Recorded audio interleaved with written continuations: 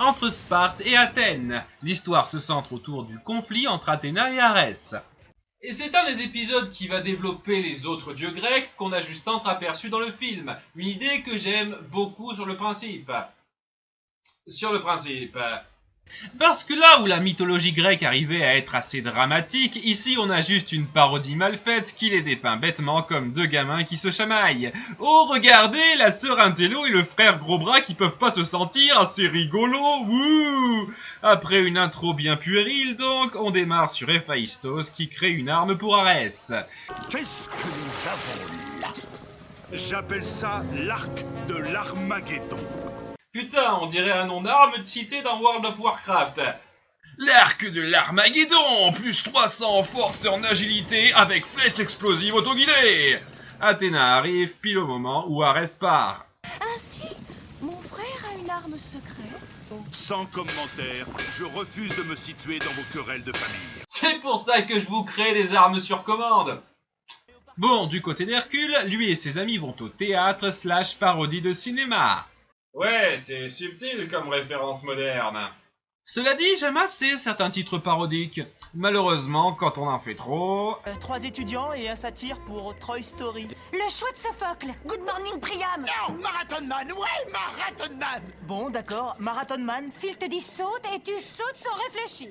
Icar dit un truc du genre « Tu devrais pas faire bêtement tout ce qu'on te dit, blablabla, leçon évidente de l'épisode. Au passage, on force à nouveau nos personnages dans l'épisode alors qu'on n'apporte rien. » Et juste après, Athéna apparaît auprès de notre héros. Bonjour, c'est moi, Athéna, déesse de la sagesse. Waouh! Et quelle pièce vous allez voir? Je ne suis pas là pour ça. Oh, Hercule, regarde-moi ça, qu'est-ce que tu as poussé? Oh, mais pourtant j'ai l'impression qu'hier encore tu étais un diva nouveau-né. Ouais. Merci pour les bruitages enfantins, ça aide vachement à être pris dans l'histoire. Elle lui confie la mission d'aller retrouver l'arme secrète d'Arès et de la détruire. Et tu fais faire ça à un apprenti héros alors que tu dois avoir des tas de héros expérimentés sous la main parce que... Synchronisons nos cadrans solaires. Nuit. Ouais. Référence moderne random. Et je sais qu'il y a une scène comme ça dans le film, qui elle aussi est ridicule, mais au moins elle servait à illustrer un propos. Tu vois ce que je veux dire? Y'a que ça ici, des dringues. Oh, regardez comme Arès est un dieu violent, Sparte est rouge en flammes, blablabla. Et Hercule n'en finit pas d'être un empoté. Ce running gag ne s'usera jamais. Bref, il tombe par hasard sur les soldats qui semblent transporter l'arme secrète. Plan alpha, voilà ce qu'on va faire. Alors, très discret, vite, et puis une arme, et puis après... S'ensuit un tas de plans foireux pour la récupérer qui ne vont nulle part. Allez, plan pi. Plan sigma. Fais attention. Vous savez, si c'est juste pour se lancer sur l'arme, autant bêtement foncer dans le tas. Excusez-moi, messieurs, je vais devoir vous demander de vous rendre sur le champ.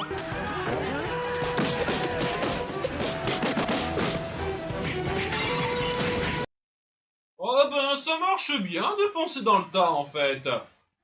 Aucun problème à battre 8 soldats bien baraqués, mais 2 gardes du corps plus chétifs, c'est une autre paire de manches, hein. Mais manque de bol, Arès apparaît juste après ça.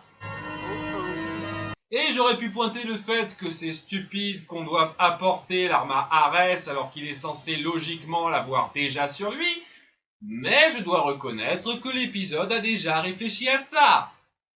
Oh, la blanchisserie divine a bien nettoyé les taches. C'est votre blanchisserie? J'ai pas dit qu'il avait trouvé une bonne idée, j'ai dit qu'il y avait réfléchi. C'est déjà quelque chose. Toute personne capable d'allumer tout un bataillon pour pouvoir porter mon nettoyage mérite toute ma considération. Oui, Arès est un peu con. En l'espace de 10 secondes, il considère Hercule comme son nouveau bras droit et lui confie l'arc de l'Armageddon. Est-ce que j'ai dit un peu? Cet arc va désertifier Athènes à la vitesse grand V. À coups de petites explosions, j'en doute. Ma mijaurée de sœur va être tellement pétard qu'elle va exploser. Et sérieusement, c'est quoi le délire avec ces bruitages puérils? Le monteur son a invité ses enfants de 5 ans au travail? Et il se barre 2 minutes en laissant Hercule seul avec l'arc. Parce qu'il est con! Tu pourrais déplacer tes doigts. Je n'y vois rien. Et il s'avère que l'arc parle. Qu'est-ce que ça apporte à l'histoire? Techniquement rien, mais je reconnais qu'elle a quelques bonnes répliques. C'est ma faute. Réduire en poudre tout ce qui vous entoure, ce n'est probablement pas le meilleur moyen de se faire des amis. Je mérite certainement d'être détruite. Alors faites vite, s'il vous plaît, merci. Avec un bon coup sec, ça devrait suffire. Et au moment où Arès revient, Icare et Cassandre se pointent comme par hasard. Cassandra a eu la vision que ta couverture allait être démasquée et que Arès... Attends une minute, chérie. Arès allait découvrir que tu l'espionnes.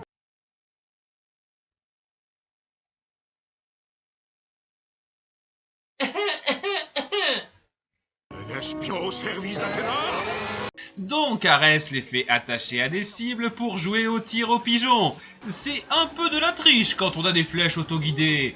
Ça va être amusant de vous envoyer chez Hadès au moyen de l'arc que vous avez tenté de dérober. Quelle ironie!